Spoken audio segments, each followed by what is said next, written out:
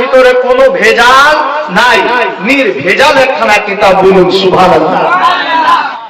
এই কোরআনের যদি একটি হরফ, একটি অক্ষর যদি আপনি পাঠ করেন তাহলে 10টি নেকি পাওয়া যায়, বলুন সুবহানাল্লাহ। পৃথিবীর যতগুলো কিতাব আছে, দুনিয়ার যতগুলো গ্রন্থ আছে, পৃথিবীতে যতগুলো বই আছে, কোন কিতাবের একটা হরফ, একটা অক্ষর পড়লে 10টা নেকি পাওয়া যায় না, আর পাওয়া যাবে না। তবে কোরআন এরকম একটি গ্রন্থ, কোরআন এরকম একখানা কিতাব, যার একটি হরফ, একটি অক্ষর পাঠ করলে 10টি নেকি পাওয়া যায়, বলুন সুবহানাল্লাহ। যেই কোরআনে একটি অক্ষর পাঠ করলে 10টি নেকি পাওয়া যায়, সেই কোরআনের আপনাদের আমাদেরকে জ্ঞান অর্জন করতে হবে কি হবে না? হবে কি হবে না? বলুন, হবে কি হবে না?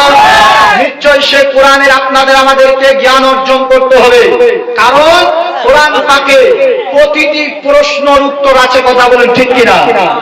প্রতিটি প্রশ্ন উত্তর কোরআন পাকের ভিতরে আছে, আপনার প্রতিটি বয়ান কোরআন পাকের ভিতরে আছে। হর চিজ কা ইলম কোরআনে পাক মে হ্যায়, বলুন সুবহানাল্লাহ। প্রতিটি প্রশ্নের উত্তর কোরআন পাকের ভিতরে আছে। আপনি যদি কোরআনকে জিজ্ঞেস করেন, ডাক দিয়ে বলেন, ওগো কোরআন, ওগো আল্লাহর কিতাব, ওগো আল্লাহর গ্রন্থ, বলো তোমার নাম কি?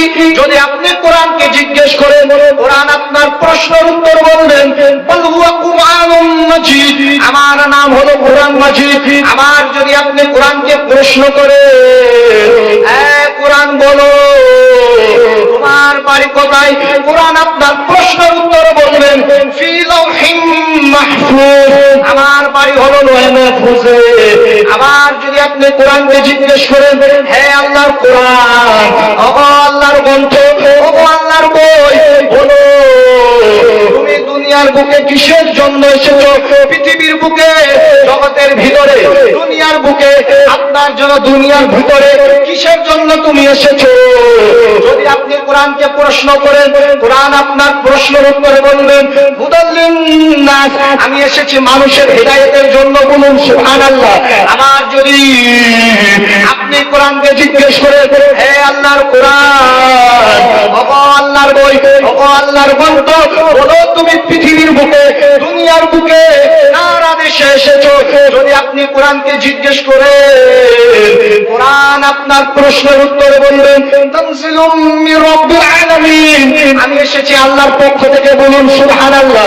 আবার যদি আপনি কোরআনকে জিজ্ঞেস করেন, ওগো আল্লাহর কোরআন, ওগো আল্লাহর গ্রন্থ, তুমি পৃথিবীর বুকে এসেছো আল্লাহর আদেশে, আপনার মানুষের হেদায়েতের জন্য, তাহলে বলো তুমি দুনিয়াতে এসেছো কার কাছে? এই প্রশ্ন যদি আপনি কোরআনকে করে, কোরআন আপনার প্রশ্নের উত্তরে সঙ্গে সঙ্গে বলে দিবেন, নুজিল আলা মুহাম্মদ, আমি এসেছি মুহাম্মাদের প্রতি, বলুন সুবহানাল্লাহ। আবার যদি আপনি কোরআনকে জিজ্ঞেস করেন, ওগো আল্লাহর কোরআন, ওগো আল্লাহর বই, বলো তুমি এই পৃথিবীর বুকে, জগতের ভিতরে কোন মাসে এসেছো? কোন মাসে এসেছো? মাস হলো 12টি। আপনার মুহররম মাসে এসেছো, না সফর মাসে এসেছো, না রবিউল আউয়াল মাসে এসেছো, না রবিউল আখির মাসে এসেছো? কোন মাসে এসেছো বলো? এই প্রশ্ন আপনি কোরআনকে করেন, কোরআন আপনার প্রশ্নের উত্তরে বলবেন, শাহরু রমজান আল্লাযী উনজিলা ফিল কোরআন, কোরআন বলবেন আমি এসেছি আপনার কি বলে রমজান মাসে, বলুন সুবহানাল্লাহ। আবার যদি আপনি কোরআনকে জিজ্ঞেস করেন, হে আল্লাহর কোরআন, ওগো আল্লাহর বই, ওগো আল্লাহর কিতাব, বলো তুমি দিনে এসেছো কি রাতে? কোরআনকে যদি প্রশ্ন করে, কোরআন আপনার প্রশ্নের উত্তরে বলবে, ইন্না আনজালনাহু ফি লাইলাতিল কদর, আমি এসেছি আপনার কদরের রাত্রিতে, বলুন সুবহানাল্লাহ। মহব্বতে বলুন সুবহানাল্লাহ। তাহলে কোরআনে প্রতিটি যে প্রশ্ন করবে, সেই প্রশ্নের উত্তর আপনাকে কোরআন দিয়ে দিবে, বলুন সুবহানাল্লাহ। যে কোরআনের ভিতরে প্রতিটি প্রশ্নের উত্তর আছে, সেই কোরআনের আপনাদের আমাদেরকে শিক্ষা অর্জন করতে হবে কি হবে না ভাই? তাই হবে কি হবে না? নিশ্চয় সেই কোরআনের আপনারে আমাদেরকে শিক্ষা অর্জন করতে হবে। কারণ আমাদের ভিতরে যদি আজকে কোরআনের শিক্ষা থাকে নাই, কোরআনের শিক্ষা যদি আমাদের ভিতরে চলে আসে, কোরআনের জ্ঞান যদি আমাদের ভিতরে চলে আসে, আমাদের যুবক ভাইদের ভিতরে যদি কোনো আপনার কোরআনের জ্ঞান চলে আসে, কোরআনের আলো চলে আসে, কোনদিন আমার যুবক ভাইরা মদের বোতল নিবে না। এই নিবে গো? কোনদিন মদের বোতল নিবে না।